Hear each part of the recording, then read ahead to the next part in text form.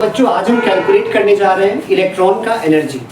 Electron जो अपने orbit में घूमता है तो उसका एनर्जी कितना होता है। तो जैसे कि बच्चों देखो यहाँ पे मान लिया कि बेटा ये न्यूक्लियस है, किसी एटम का न्यूक्लियस है, ठीक है, और इस एटम का एटॉमिक नंबर है Z, ठीक है।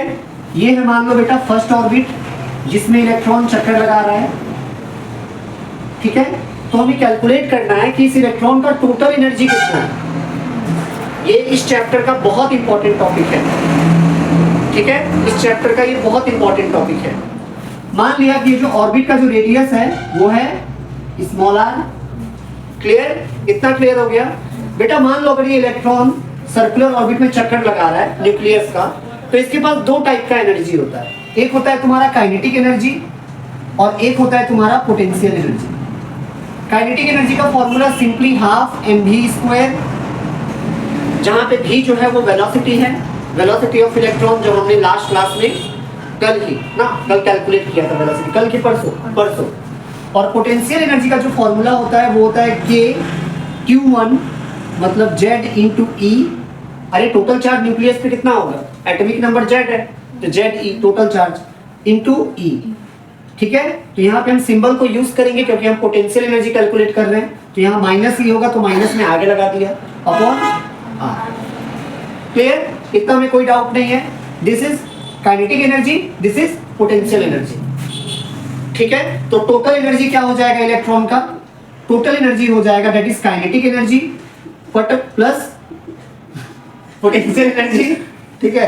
तो काइनेटिक पट फॉर पटना हाफ mv² माइनस आर सृष्टि। बाप रे बाप, ऐसे हंसती है जिसे बाप रे बाप नगरा कटा से दो सब आ गया है, देखो मैं कुछ समझ रहा था, ठीक है। तो half mv² minus kz² upon are. तो हम इसको थोड़ा सा मॉडिफाई करेंगे क्योंकि हमें वेलोसिटी हमेशा पता नहीं होता, मास पता है। हम क्या करेंगे ना, इसको थोड़ा सा मॉडिफाई करेंगे। एक बात बताओ, अगर इलेक्ट्रॉन सर्कुलर ऑर्बिट में चक्कर लगा रहा है तो किसी भी सर्कल में मूव करने के लिए एक रिक्वायर्ड फोर्स होता है, इसको हम बोलते हैं सेंट्रीपिटल फोर्स, राइट। तो वो सेंट्रीपिटल फोर्स इसको कहाँ से मिल रहा होगा, ऑब्वियसली वो इलेक्ट्रोस्टैटिक फोर्स ऑफ अट्रैक्शन से मिल रहा होगा, है ना। तो सेंट्रीपिटल फोर्स का जो फॉर्मूला होता है बेटा वो होता है mv² upon r equal to electrostatic force का फॉर्मूला तुम लोगों को पता ही है, कूलम्ब्स लॉ से k q1 q2 upon r²। तो q1 हो गया तुम्हारा ze, तो इनटू e तो मैं डायरेक्टली स्क्वायर कर दे रहा हूं अपॉन r²। चलो एक r से एक r अभी काट दो, तो ये हो गया हमारा mv² का वैल्यू। समझ में आ गया ना, मैं डायरेक्टली r कट कर दिया।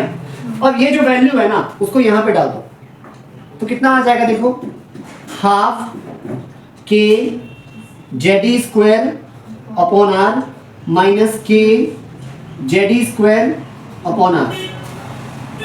तो इसको जब तुम कैलकुलेट करोगे तो ये आ जाएगा minus k z² upon 2r।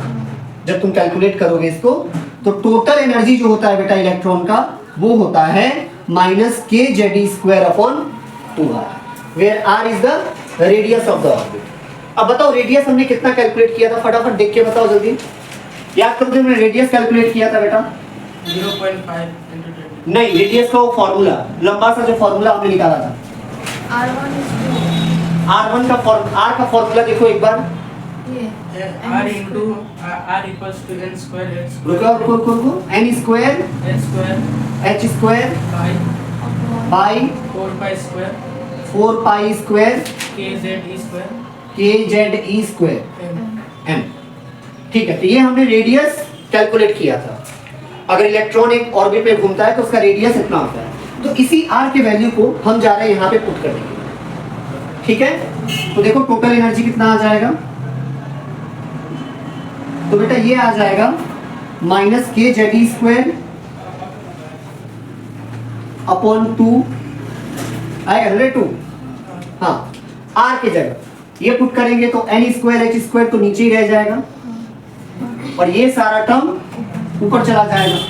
तो ये हो जाएगा 4 पाई स्क्वायर kze² m। बोलो समझ में आया कि नहीं, है ना। अरे यही ना होगा, इसको सिंप्लीफाई कर दो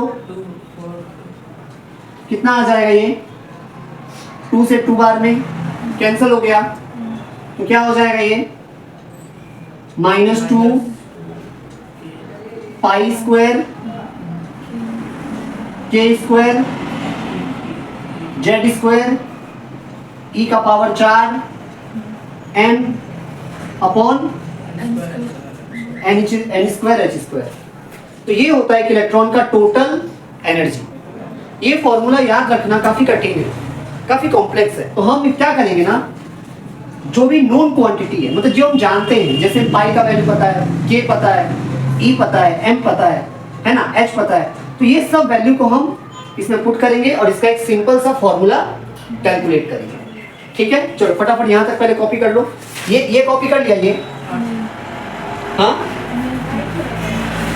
फटाफट कर लो ये वाला कॉपी।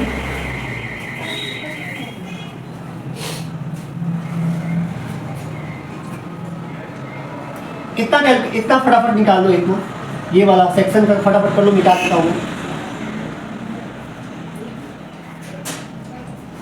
ठीक है, इलेक्ट्रॉन के पास दो टाइप का एनर्जी होता है, काइनेटिक एनर्जी और पोटेंशियल एनर्जी।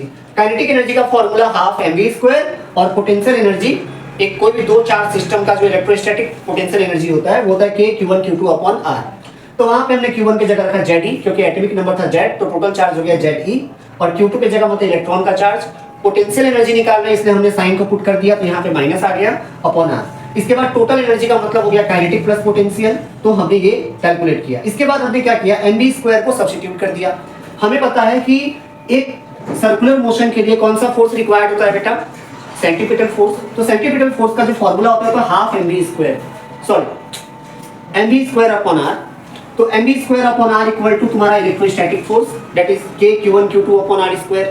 तो वहां पे डायरेक्टली Ze मल्टीप्लाई कर दिया ई से, तो हो गया k Ze² अपॉन r²। तो एक आर से एक आर कैंसिल हो गया, तो ये हो गया mv² equal to k Ze² upon r। इसी वैल्यू को मैंने यहाँ पे पुट कर दिया। ठीक है, तो फाइनली सिंप्लीफाई करके मुझे मिला टोटल एनर्जी ऑफ इलेक्ट्रॉन जो होता है वो होता है -k Ze² अपॉन 2r। अब हमने रेडियस लास्ट क्लास में कैलकुलेट कर रखा है। आपको पता होगा कि अगर एक इलेक्ट्रॉन सर्कुलर ऑर्बिट में चक्कर लगाता है तो उसका जो रेडियस का वैल्यू होता है वो होता है n² upon 4 pi square k Ze²n। Clear? फिर इसी वैल्यू को हमने यहाँ पे पुट कर दिया और हमें रिक्वायर्ड एक्सप्रेशन मिल गया। तो अब हम थोड़ा सा सिंप्लीफाई करने जा रहे हैं। हाँ, एक चीज बच्चों ध्यान दो यहाँ पे, अब देखो ध्यान दो, ये माइनस में आ रहा है टोटल एनर्जी। अगर टोटल एनर्जी माइनस में आ रहा है मतलब क्या है, ये बाउंड एनर्जी है, मतलब इलेक्ट्रॉन बंधा हुआ है। याद रखोगे, माइनस में एनर्जी आ रहा है मतलब इलेक्ट्रॉन बंधा हुआ है। ठीक है, चलो ध्यान दो। अब तो अब हम जा रहे हैं बेटा इसके बाद कैलकुलेट करने के लिए यहां से। ठीक है, चलो ध्यान दो, एक बार लास्ट स्टेप में देख लो। अब हम जा रहे हैं इसको कैलकुलेट करने के लिए। यहाँ पे जो भी नॉन क्वांटिटी, जैसे पाई का वैल्यू हमें पता है, के का पता है, ई का पता है, एम का पता है, एच का पता है, तो ये सारा वैल्यू कैलकुलेट करके जो टोटल एनर्जी आता है बेटा वो आता है -13.6।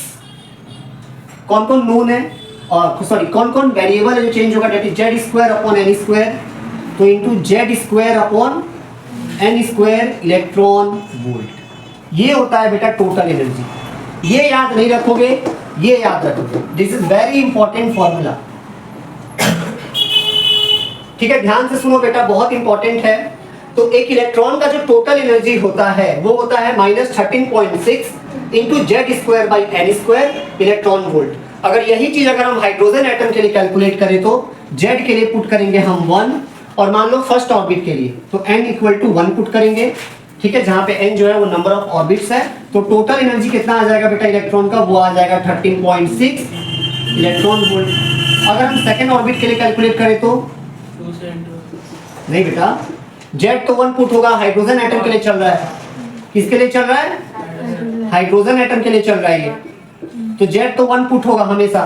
अब ऑर्बिट्स की बात करें तो n इक्वल टू 1 पुट करेंगे तो टोटल एनर्जी आएगा 13.6 इलेक्ट्रॉन वोल्ट। माइनस का मतलब है वो बाउंड है, बंधा हुआ है। अगर हम टोटल एनर्जी निकाले फॉर सेकेंड ऑर्बिट तो यहाँ पे n की जगह 2 पुट करो तो 2 का स्क्वायर 4, मतलब -13.6 अपॉन 4। Z तो 1 है तो इसको डिवाइड करोगे तो ये आएगा -3.4 इलेक्ट्रॉन वोल्ट। थर्ड ऑर्बिट के लिए देख लो बेटा,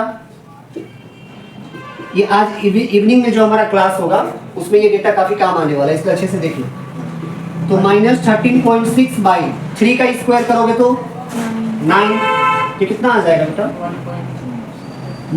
1 पॉइंट कितना आ जाएगा? 4, हाँ 9 × 6 45, हाँ 1.51 electron volt and so on. So I hope आपको समझ में आया होगा आज का वीडियो। आज हमने कैलकुलेट किया इलेक्ट्रॉन का टोटल एनर्जी। अच्छे से पढ़ाई करें, अपना ख्याल रखें।